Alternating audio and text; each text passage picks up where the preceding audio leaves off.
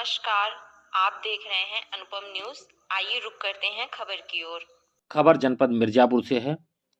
Vindhyachal road स्थित एक marriage hall में कैबिनेट मंत्री सूर्य प्रताप शाही कृषि शिक्षा एवं कृषि अनुसंधान, कृषि विपणन, विदेश व्यापार एवं निर्यात प्रोत्साहन विभाग उत्तर प्रदेश सरकार की अध्यक्षता में वाराणसी, प्रयागराज एवं विंध्याचल मंडल की संयुक्त मंडली रबी उत्पादकता गोष्ठी 2023 का आयोजन किया गया। गोष्ठी का मंत्री कृषि शिक्षा एवं अनुसंधान सूर्य प्रताप शाही एवं विधायक गण द्वारा फीता काटकर व दीप प्रज्वलित कर कार्यक्रम का शुभारंभ किया गया, जिसमें विधायक नगर रत्नाकर मिश्र, मढ़ियान रमाशंकर सिंह पटेल, 96 रिंकी कोल, सचिव कृषि निदेशक उत्तर प्रदेश, निदेशक राज्य कृषि उत्पादन मंडी परिषद, निदेशक उद्यान, आयुक्त वाराणसी प्रयागराज एवं प्रभारी आयुक्त जिलाधिकारी विंध्याचल मंडल मिर्जापुर, तीनों मंडलों के सीडीओ, संयुक्त विकास आयुक्त, संयुक्त कृषि निदेशक, शिक्षा, सिंचाई, उद्यान, विद्युत, पशुपालन, रेशम, मत्स्य, सहकारिता, बैंक के मंडल जनपद स्तरीय अधिकारी, वरिष्ठ वैज्ञानिक एवं तीनों मंडलों से 22 प्रगतिशील कृषक एवं लगभग 500 महिला पुरुष कृषक तथा सहयोग विभाग, कृषि विभाग के कर्मचारियों द्वारा प्रतिभाग किया गया। सर्वप्रथम तीनों मंडलों के कृषि वैज्ञानिकों द्वारा रबी की उत्पादकता को बढ़ाने के हेतु वैज्ञानिक विधि से खेती करने एवं खेती में लागत कम करने तथा आय बढ़ाने हेतु विभिन्न विषयों पर कृषकों को विस्तृत जानकारी देते हुए कृषि में नवीन तकनीकी का उपयोग करने की सलाह दी गई। जिलाधिकारी प्रियंका निरंजन ने मंत्री सहित अपने अतिथियों का स्वागत करते हुए मंडल के किसानों की समस्याओं व उनके सुझावों को मंत्री एवं सचिव निदेशक कृषि विभाग को अवगत कराया गया तथा जनपद के फसल उत्पादकता के बारे में विस्तृत जानकारी दी गई। तीनों मंडलों के उपस्थित 13 प्रगतिशील कृषकों द्वारा अपने अपने जनपद की कृषि से संबंधित समस्या सुझाव को कृषि मंत्री की उपस्थिति एवं अन्य जनप्रतिनिधियों अधिकारियों के साथ भी साझा किया गया। सचिव कृषि निदेशक महोदय द्वारा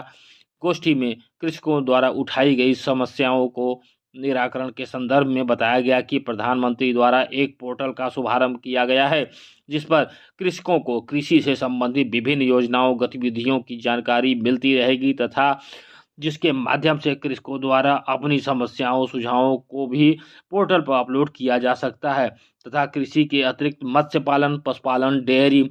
एफपीआ, उद्यान के बारे में कृषकों को भी विस्तृत जानकारी दी गई। कृषि मंत्री द्वारा उपस्थित कृषकों को बताया गया कि पूरे प्रदेश में पर्याप्त मात्रा में बीज, उर्वरक एवं रसायन उपलब्ध है, कहीं भी किसी प्रकार की कोई समस्या नहीं है तथा कृषकों की समस्या को संज्ञान में लेते हुए मंत्री द्वारा अवगत कराया गया कि ज्वार एवं बाजरा क्रय केंद्रों के माध्यम से क्रय करने के लिए मंजूरी दे दी गई है। जनपद के स्थानीय कृषकों द्वारा उत्पादित आदम चीनी चावल व ड्रैगन फ्रूट से मंत्री को सम्मानित भी किया गया। कृषि मंत्री ने अपने संबोधन में कहा कि 2014 में प्रधानमंत्री नरेंद्र मोदी द्वारा शपथ ग्रहण करने के बाद यह कहा गया था कि हमारी सरकार के खजाने पर पहला हक यदि किसी का है तो किसान, गरीब, मजदूर और अनुसूचित एवं जनजाति के लोगों के जीवन स्तर को बढ़ाने के लिए है। उन्होंने कहा 10 वर्षों के भीतर उन्होंने जो संकल्प लिया था उसे पूर्ण करते हुए दिखाया भी है। उन्होंने कहा कि मुख्यमंत्री योगी आदित्यनाथ द्वारा कार्यकाल से आयोजित होने वाले कृषि गोष्ठियों में मंत्री व विभागों के वरिष्ठ अधिकारी जा रहे हैं, जिससे सीधे किसानों की समस्या को सुनकर उनका निराकरण किया जा रहा है। उन्होंने कहा कि अब हमारे प्रदेश में किसानों को यूरिया खाद व डीएपी आदि उर्वरकों के लिए लाइन नहीं लगानी पड़ रही है। आज सिंचाई के लिए गांव में पर्याप्त बिजली उपलब्ध हो रही है। उक्त अवसर पर CDO Mirzapur Lakshmi VS, CDO Sonbhadra Saurabh Gangwar, Ghazipur सहित अन्य जनपदों के मुख्य विकास अधिकारी उपस्थित रहे। कार्यक्रम का सफल संचालन राजेंद्र तिवारी द्वारा किया गया। कार्यक्रम में जिलाध्यक्ष अपना दल एस इंजीनियर रामलोटन बिंद के अलावा अपर जिलाधिकारी वित्त एवं राजस्व सूर्य प्रताप शुक्ल, उप जिलाधिकारी लालगंज भरत लाल सरोज, चुनार न्यायिक विजय नारायण सिंह, डिप्टी कलेक्टर सिद्धार्थ यादव, वाराणसी मंडल के उप निदेशक कृषि अशोक उपाध्याय, प्रयागराज के उप कृषि निदेशक परियोजना निदेशक डीआरडी अजय प्रताप सिंह उपायुक्त, NRLM अनय मिश्र उपायुक्त मनरेगा, मोहम्मद नसीफ जिला प्रोबेशन अधिकारी शक्ति त्रिपाठी, जिला बेसिक शिक्षा अधिकारी अनिल वर्मा, जिला उद्यान अधिकारी मेवाराम, संयुक्त निदेशक कृषि विंध्याचल मंडल, उप निदेशक कृषि विकेश पटेल, जिला कृषि अधिकारी अवधेश यादव, जिला विकास अधिकारी श्रवण कुमार राय, मुख्य पशु चिकित्सा अधिकारी डॉक्टर राजेश, जिला विद्यालय निरीक्षक अमरनाथ सिंह सहित सभी संबंधित अधिकारी कृषकगण उपस्थित रहे। आइए सुनते हैं कि इस कृषि गोष्ठी के बारे में कृषि मंत्री सूर्य प्रताप शाही क्या बता रहे हैं। जो रबी का रकबा है वह 130 लाख मीट्रिक टन से ऊपर किए जाने का लक्ष्य है, जिसको पूरा करने की दृष्टि से ये हमारी मंडली उत्पादकता गोष्ठियों का आयोजन विभिन्न मंडलों के भीतर किया गया है। आज यहाँ पर 3 मंडलों का गोष्ठी हुई, जिसमें विंध्य मंडल, प्रयागराज मंडल और काशी मंडल, ये तीनों मंडलों के हमारे यहाँ पर कमिश्नर साहबान हैं, CDO साहबान हैं और जो कृषि क्षेत्र और से सहयोगी जितने भी विभाग हैं उनके अधिकारीगण हैं, जिन्होंने अपनी अपनी योजनाओं को किसानों के बीच में रखा है। हमने ये प्रयास किया है कि किसानों को सारे इनपुट समय से उपलब्ध हो जाएं, उनकी कठिनाइयों का इस दृष्टि से समाधान किया है। नहरों को सफाई करके उनको पानी दिए जाने की व्यवस्था की जा रही है, जहाँ नहीं हुआ है उनको ठीक प्रकार से व्यवस्था कर दी जाएगी और इसी के साथ साथ बिजली की व्यवस्था को सुनिश्चित की गई है, जिससे राजकीय नलकूप और निजी नलकूप ठीक प्रकार से चलाए जा सकें। हम लोगों ने अब तक राज्य के भीतर 51,000 से ज़्यादा सोलर पंप लगा दिए हैं और अभी 30,000 सोलर पंप इस साल लगाने वाले हैं। कृषि यंत्र का पोर्टल खुला हुआ है। 50% अनुदान पर किसान भाई जो भी कृषि यंत्र अधिसूचित हैं, यदि उनको 14 तारीख तक यदि वो पोर्टल पर एप्लीकेशन डालता है तो जिलावार उनकी लॉटरी निकाली जाएगी और जो लॉटरी में आएंगे उनको वो उपलब्ध कराई जाएगी। अभी हम लोग जनवरी महीने में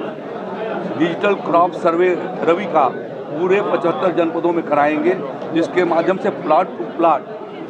उसका खेतों पर जा कर के सर्वे होगा और सर्वे करके और उसको सैटेलाइट से भी क्रॉस चेकिंग होगी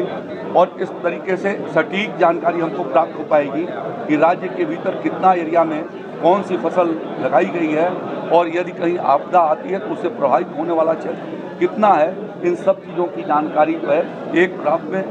2 बार उनकी हम सर्वे कराएंगे, जिसके माध्यम से ये सारी चीज़ें जानकारी हो सकेंगी। मुख्यमंत्री जी डॉक्टर मोहन यादव MP में आए हैं, तो यूपी की राजनीति में उसका कितना असर? देखिए, डॉक्टर मोहन यादव एक BJP के कार्यकर्ता हैं और उनको ग्राउंड लेवल से अब की बार तीसरी बार वो विधायक चुने गए हैं और उसके पहले भी हमारे विचार परिवार के रूप में उन्होंने काम किया हुआ है। तो मैं ये समझता हूँ कि हमारे पार्टी जो है वो सिर्फ एक राज्य के बारे में नहीं सोचती है, हम देश के बारे में सोचते हैं और प्रधानमंत्री जी हमेशा कहते हैं कि नेशन फर्स्ट, पार्टी सेकंड है,